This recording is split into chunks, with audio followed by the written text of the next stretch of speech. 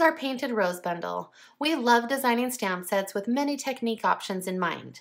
This large outline rose is sized to fill up your card front, and it really makes a statement on your card. If you are a color enthusiast, you will love using your favorite coloring medium to fill this in.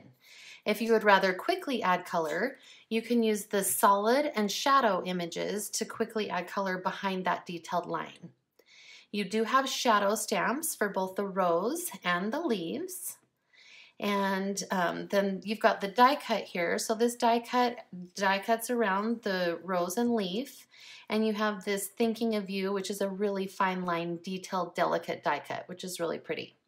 I'm going to show you some quick tips on how you can quickly line up these images to stamp. So here I've got the rose already stamped for us. Okay, on the splatter, actually I'm going to bring this back in so I can kind of talk about it.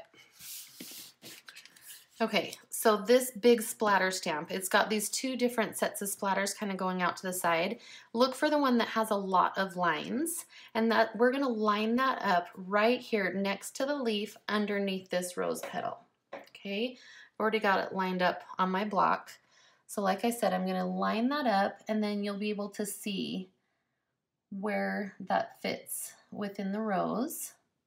And those splatters, like I said, do go outside of the lines, outside of the detailed rose. Okay, so I'm going to stamp that down. Then what you can do is you're going to take your detailed, this part is going to add in the shadows. So right here in the stamp, there's like this little curvature in that rose petal there. So that's where I'm going to line up my shadow. Let's see, there we go. Had to find it. Okay, and then that's just going to help me align where the rest of the shadows will stamp down to give me that darker shadow. Same, we've got a little trick for the leaf. So right here, you've got a little divot, like a petal right there. There's a divot in that leaf. There's also a divot in your stamp right here, right there. So you know exactly how to line up that solid piece to stamp that down. And again, the splatters go outside the lines. That is intended. And then we'll just do the same thing. The shadow also has a little divot right there as well. So you'll know exactly where to place your shadow stamp. Okay, it's really super simple to stamp that down, and yes, it does leave some white space, and that's more of an artistic look for your rose. What I do want to show you is after you have it already stamped and you die cut it, it will die cut off the splatters, and that's okay. It just gives you a very different look. So this is stamped down, and then when you die cut it, just know that those splatters are going to be die cut off. But that is intended. And then let me show you some samples that we've created here.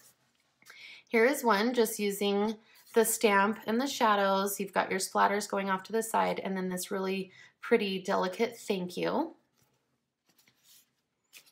Here's another one that is also just stamped down kind of off to the side of your card, and then it says on your special day.